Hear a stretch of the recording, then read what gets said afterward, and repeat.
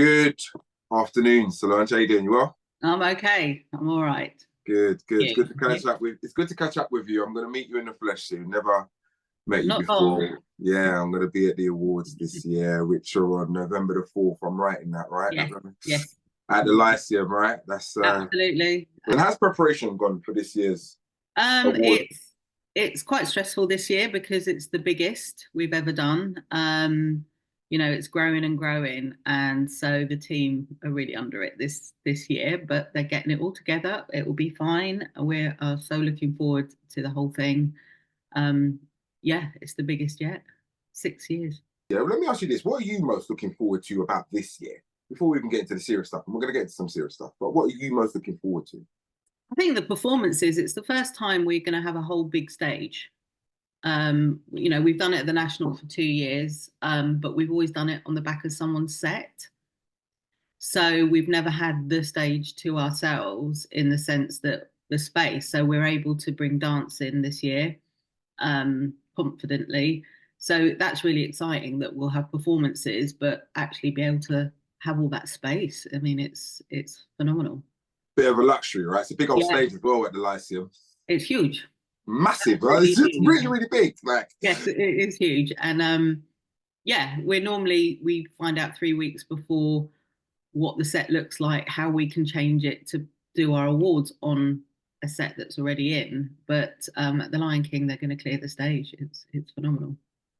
At the bottom of you guys' Act for Action report, there's a quote which reads, "Thank God for the Black British Theatre Awards, giving us a platform to excel."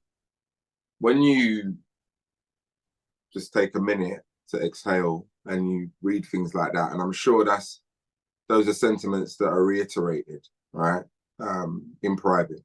But when you see people are willing to share it out there and it means so much to people, how does that make you feel personally? That something is happening. We are on, I suppose, the theatre diary now. We're seen as a serious event, which is phenomenal, to be able to be taken as one of the big awards in the UK. And it's amazing. I mean, we established in 2018. We had a launch party in 2019 to see if it is something. And the reaction of just that one launch party where we invited, I think it was 150 people, the feedback was amazing. And I think that's what gave the confidence to drive ahead at the time. And it's just growing. Let's get the silly question out of the way. Solange, why was the Act for Action report even necessary? I think to reiterate the facts that everyone that is aware in the theatre world knows, but to have it now in black and white with numbers and facts, it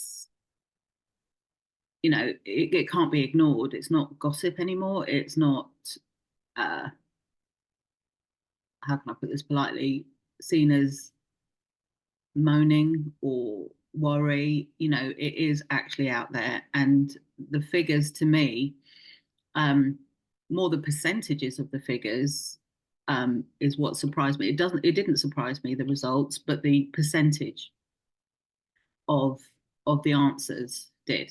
Let's go through some of those percentages for people who haven't seen anything related or connected to this report. 71% reported experiencing racial bias within the industry, noting that the predominance of white leaderships in theatres. 53% reported experiencing discrimination during job applications based on their skin colour. 60% of respondents felt unsupported in entering the industry in onstage roles. Interesting one, that one for me. And 79% felt unsupported in entering the industry in offstage roles. That one didn't surprise me so much. In terms of employment and instability, 40% of respondents reported inconsistent work in the industry, underscoring the instability faced by Black professionals in securing sustainable employment. can't get work, can't keep work. Yeah, yeah, especially off stage, because a lot of backstage people and creators are freelance, so they're very short contracts. And once you get to a certain level, you should be going from contract to contract, really. You know, once you reach a certain level, a certain amount of experience, but that just doesn't happen in the Black community. Lack of financial and structural support, right? This one, over 70% express frustrations at the absence of necessary financial and structural support, which they deem crucial for advancing their careers. 70%. I know. I mean, it's the percentages. I mean, I knew that it was there. I knew there was no support. But to actually get those percentages back shows how serious it is, and how something needs to be done, really. What was the most surprising element for you? Um, I mean, you've said the percentages, yeah, but in terms of any of the areas, because I noted in the conclusion that the subsections and the way they've been split, like support for young people entering the industry, opportunities for Black theatre pros, finance and work prospects, mental health of Black theatre pros, that one we'll get into. Which of the areas for you produced the biggest surprise or area of concern even? Well, I mean, obviously, as well as the Black British Theatre Awards, I'm an educator, and I've seen many students into the West End from training, and I can say hands down that one, it's a hard job to do anyway, but being Black as well, there is stigma along with that, and that's unfortunately the way the industry is. Different casting directors have different attitudes towards casting. You know, I don't know how to put this, but it depends which casting director is casting what show. But there is a lack of understanding from the directors and casting directors as far as casting Black individuals into not only Black shows but other shows as well that should be mixed. And you know, the comments that are said in passing to me, I wouldn't really be able to justify without this report. But I've seen it over the years. It's, you know, it's there. So I think to me that wasn't so surprising. I don't know that much about the offstage situations, but Omar, the co-director, works as a creative. And, you know, again, he has people talk to him. And I mean, you just have to look behind the scenes to see how it's dominated by white professionals backstage. And the question has been why hasn't that changed over the years? I mean, on stage it is changing, but off stage I wouldn't say it was changing, and that I think was more surprising to me. Was producing this report always a vision of you and Omar's as co-founders when you started the awards? Because I can see how you'd evolve into understanding this needs to be done. I asked that because the attention to how clinically it's been executed so that it's robust enough to withstand any scrutiny is clear. Yeah, we decided to do it again as evidence, and we also, over the years, obviously we've got a really good mailing list now, so we actually have enough people that would respond to it to make it, you know, stand alone. We've spent a lot of time on engagement, but to have that as a backup in order to get younger talent involved in the arts when they think it's not for them, you know, I think it does start from the top up, and in order to be able to train and inspire young Black individuals to join theatre in the first place. When you read that 50%, you know, of respondents reported being affected mentally by their experience in the theatre industry, how are we going to encourage that next generation? Because mental health is such an area of increased understanding now in terms of how impactful, you know, your mental wellness needs to be in order to just navigate every day. So if they can see an industry that's fraught with negative experiences, why would they gravitate to the space? I think, and I'm not asking you to after this. I just have. well, I don't know the answer. Yeah, I'm not asking you to have all the answers. You know, I'm just trying to probe what you think about that, I because think the colleges need to be realistic with the students to start with. I think they need to train students how to push through and remaining happy and productive, even with, I don't know, micro racism going on in productions, or they're perceived to be X, Y, and Z. I do think it's up to the colleges to make sure the kids are prepared for the reality of what they're going into, but also the rewards of what they can achieve by going into theatre. Because, you know, to start with, on stage and off stage, it is the talent that should be shining, really. And I just think, as part of being your own business, you need to know how to navigate it. So at the bottom of your report, you said that you need to promote, well, not you, the report concluded that the promotion of equity and inclusion, the enhancement of support systems and knowledge around them, and the amplification of diverse voices and provision of accurate representation, alongside bringing about structural change. These are the areas that really need to be focused on. Are enough of the stakeholders invested in that? From what you can see, let's deal with the positive before we get to, I guess, what's not happening in that regard.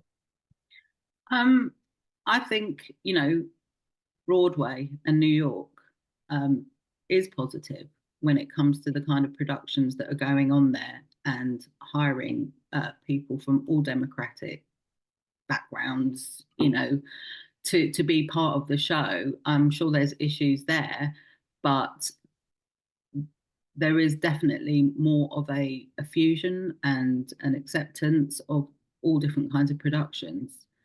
And it would be amazing to be able to follow that somehow, and make sure that we produce homegrown talent, to be able to fit the jobs, fit new shows. I do think that the sort of senior level of producers and directors does need to be diversified in order to do this. And, you know, when you do get a Black director or an artistic director, that they don't feel that they're holding the weight of the whole community, because it's still too rare to see that. Do you know, I don't know if you had a look at the Voices Black British survey, which we did a couple of years ago, where we had like over 10,000 respondents. And although theatre, and this was one of the outcomes from our survey, I don't know if you saw it, but just although theatre was visited, or theatrical productions watched online at least sporadically, by close to 90% of the survey respondents, the majority of survey takers reported that they felt the theatre companies were not doing enough to appoint Black artistic directors in Britain. A slightly higher percentage of 61% felt that the Black theatre productions were either somewhat or definitely not embraced by mainstream theatres. It got me thinking at that point, it's a saturated sector with Indigenous talent. It's also a sector that doesn't seem to attract a whole heap of money. They're always on a scrimp and scrape. So is there just this natural preservation of roles, positions, that's inherent in the business, that one could, I guess, call institutionalized racism? But I guess it's a natural affinity to appoint those who look like them. And if so, how do we change that landscape, given the money doesn't seem to be there? Well, I do think there has to be some sort of lobbying to ensure that happens. It is a tradition, and it's unfortunate. Even when I was training, most of my Black friends ended up in New York performing, and they leave because the consistency of work doesn't happen, or they don't climb the ladder, say, as fast as white counterparts. And there's no reason why, because they've done the same course, they've got the same talent. So for me, yeah, and also getting Black audiences into the theatres. I always look round and just see who's watching what shows. And sometimes it's not shocking, but it's just really sad to see that, you know, people are not engaging in shows, because they probably don't feel it's for them. And that needs to be stopped. There needs to be some coherent look at the whole theatre spectrum in London, but also regional theatres, on how to move forward with that, without, how can I put this, stereotyping certain shows that go on tour. I think, yeah, I just think the casts need to be just more diverse in every show to start with. It seems like there was a bit of a push post George Floyd, Black Lives Matter, to maybe appoint a few artistic directors who are on the rise, fill a void, a vacuum, a space, make it look like. And I don't know if that desire is still there. I would absolutely 100% agree. There was a rush to support, 2020, 21. But the people that continue to support and sustain are the people that either see it or and believe that it needs changing. So yes, a lot of people fell off that wagon in a way, and you're left almost back to 2019, especially when it comes to off stage. On stage changed a bit, but I think there has to be a bigger voice in order to make sure that that carries on, because it didn't go on long enough for change. You see what I mean? So if, say, Black Lives Matter went on for 4 years, there might have been more change, but it was so short that it rose, and yes, it educated some individuals, but not enough maybe to do anything about it. So in that sense, it was good at the time, but I think it is dropping off. There's no doubt it's dropping off. I think the consensus to carry on allowing things as they were is coming back. People are not fighting anymore. Has there been a desire from institutions who command the biggest budgets to get around the table and better understand the outcomes from what you guys have produced from this report? And if that hasn't surfaced immediately, do you envisage that it will moving forward? Yeah, I mean, the great thing about Omar and I is that we do know a lot of people. We are quite well connected, but I have to, again, have this report and probably maybe even do another one that's more in depth, in order to get people around the table. I don't think anyone that I can think of would object to that meeting. But, you know, we have lobbied Parliament, you know, and it's a meeting and then nothing happens. So that's the concern. I think we can get round the table, but to actually make change when people kind of stick to what they know, it's quite hard, especially when it's really not your business in a way, it's theirs. So it's to implement change from the top down. But in order to do that, we need hard evidence of what they are perceived to be doing. Yeah, it's interesting you say what you say in terms of what I guess the perception is it is their business, but I think business is just business, right? Let's make good business, do good business, be better. And Yes. when you see the journey of a Lynette, when you see the impact of a Shifters, of 4 Black boys, these are, or could be, regular phenomena. They could be so regular that they're not phenomena anymore. It's just part of the landscape. So that's why I asked the last question about the appetite from institutions, because surely the goal should be to do better business. Oh, absolutely. I think that can happen. I do believe that can happen, but I think very clear direction on how is really needed, and through reports and dialogue, I guess, then I think they can be changed for sure. Well, yeah, the directors that I speak to, the producers, the theatre owners, they need to be shown what needs to change quite clearly and why. And I think by having reports, it's things you can't ignore. The general consensus of how people are feeling with theatre industry in the UK. Well, Solange, I wish you all the best with Thank you. doing the work, pushing the agenda, as it were, helping to bring about a more egalitarian landscape. It's all part of the course, I guess, when you can see the gaps. Is there anything else you want to share with us before we go? No, apart from come and watch the awards. It's so inspiring. The atmosphere is electric. Every year it surpasses. You streaming it? Yes, but I don't think completely live, but we're definitely streaming all the winners for sure. You're going to be celebrating your 10th year before you know it. You do know that, right? Yes. Yeah, onwards and upwards. It's great to be at the Lyceum with the Lion King this year. It's very special to us. Yeah,